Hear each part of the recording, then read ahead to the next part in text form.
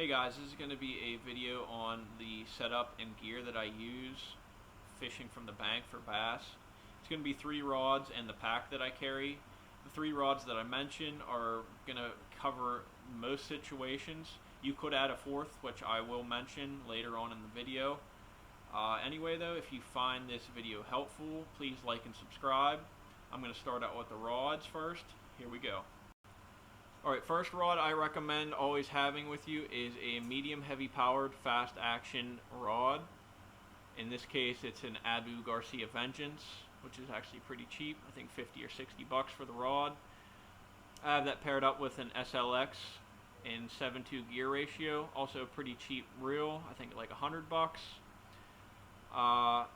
Personal preference would be line. I have this on 50-pound Power Pro braid to a 15-pound mono leader. I just like the braid to leader because I think you just get extra casting distance and you get a sensitivity boost as well. This rod's really good in the range from 1/4 ounce to a 5/8. I really like 1/4 to a half in this rod. Right now I have a 3/8 flashy swimmer on a 3.8 inch Keitech. This rod will throw your swim baits, your jigs, your spinner baits, Texas rigs, pretty much anything in that range from a 1/4 to 5/8. It'll throw it. You can never go wrong with a medium heavy powered action rod for bass fishing, especially from the bank.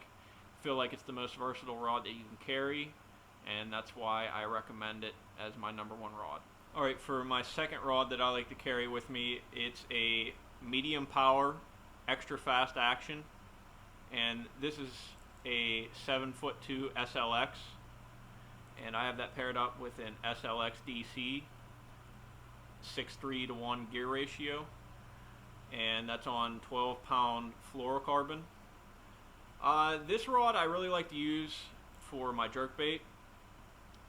I know some people might say 7'2" is a little long for jerkbait fishing, but I haven't really found a problem with it.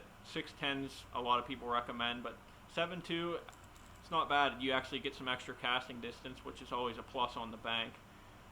I've used smaller spooks on this rod as well. That extra fast tip really helps when you're working top water. Definitely a good top water rod this is. I've used shaky heads as well.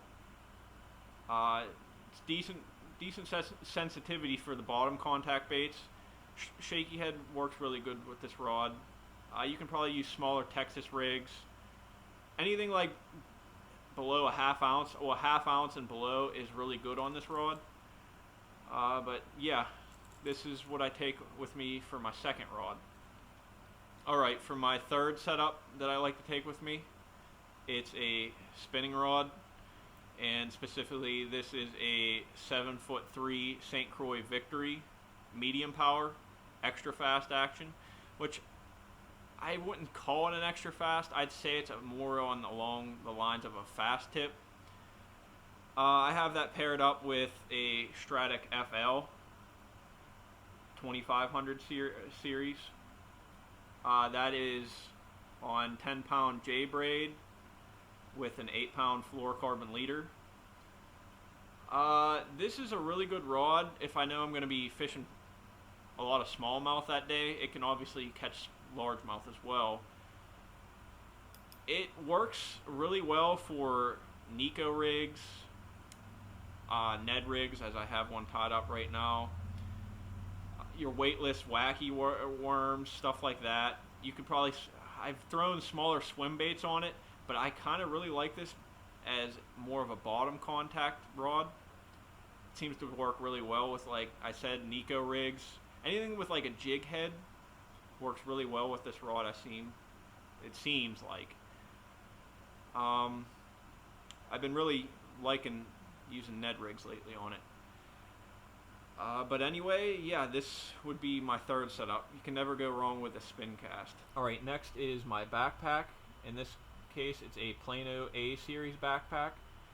I really like this pack. It carries, I think, 6 3600 Plano boxes.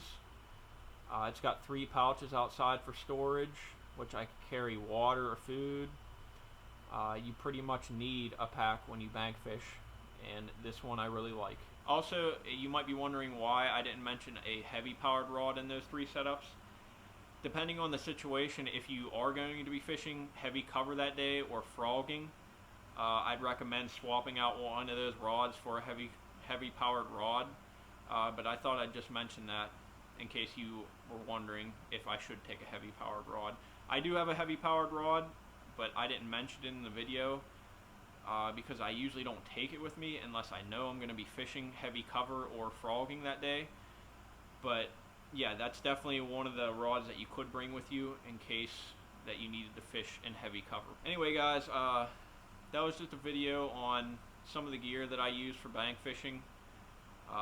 Like I said, 3 rods is a really good happy medium. I wouldn't go any more than that because I think you're going to be carrying too much. Your backpack is personal preference. I like to carry a bigger backpack so I have more storage. But anyway, hope you guys liked the video. Please like and subscribe, and I'll catch you in the next one.